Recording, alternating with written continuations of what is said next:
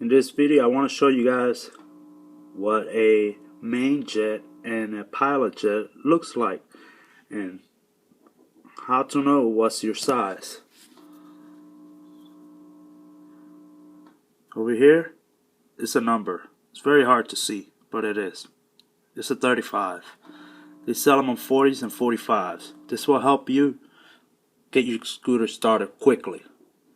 Alright, if you get a 40, your scooter should start really easy if you have hard time starting your scooter.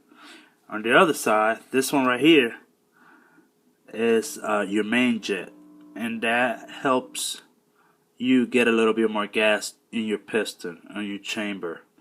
And when these two guys get clogged up, your scooter sometimes won't even start.